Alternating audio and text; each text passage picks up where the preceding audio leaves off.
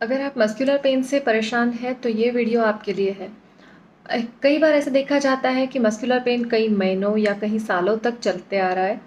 ये क्यों होता है? बेसिकली अगर आपका पोस्चर गलत हो, आपका बैठने का, उठने का या फिर सोने का तरीका गलत हो तो उस वजह से मस्कुलर पेन बहुत कॉमनली देखी जाती है।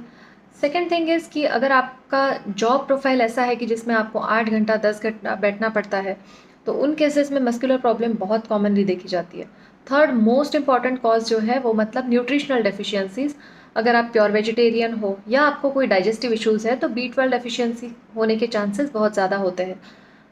इन दिनों सनलाइट एक्सपोजर हमारा बहुत कम होता है क्योंकि हमारी most of the time jobs जो है वो इंडोर जॉब है, तो उस वजह से भी मस्कुलर पेन बहुत कॉमनली होती है। अगर अंडरलाइन कोई कॉज है जैसे कि जॉइंट रिलेटेड इश्यूज़ है या नर्व रिलेटेड इश्यूज़ है, तो उसमें बाय डिफ़ॉल्ट मसल्स अफेक्ट हो जाती है। तो इन केसेस में अगर हम रूट कॉज ट्रीट कर रहे हैं लेकिन मसल्स को ट्रीट नहीं कर रहे हैं, तो पेन जो है आपका वो बार बार आता रहता है। अभी क्या हम मस्कुलर पेन को कोई इन्वेस्टिगेशन में डायग्नोज कर सकते हैं?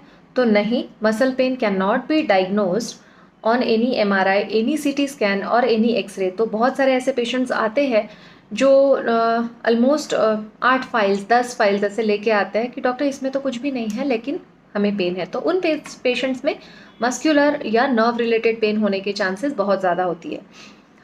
अभी ये जो पेन है इसे ट्रीट कैसे किया जाता है? तो ट्रेडिशनली अगर हम देखें या फिर रीसेंट ऑनसेट पेन है तो उनमें पेन किलर्स काम कर जाती है, मसल रिलैक्सेंट्स काम करती है।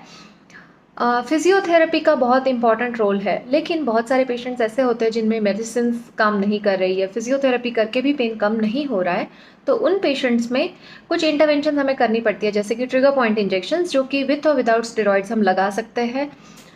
सेकेंड थिंग जो है विदाउट मेडिसिन हम ट्रीट कर सकते हैं वो मतलब अल्ट्रासाउंड गाइडेड ड्राई नीडलिंग, जिसमें हेयर थिन नीडल्स जो है वो जकड़ी हुई मसल्स में डाल के हम 15 से 20 मिनट रखते हैं। उसके थ्रू कोई भी तरह की दवाई नहीं दी जाती है।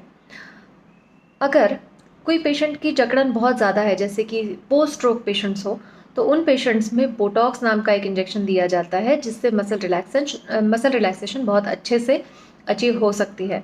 तो अगर आपको ऐसा डाउट है कि आपको मसल पेन है तो आस के आसपास के पेन फिजिशियन को ज़रूर कंसल्ट करें।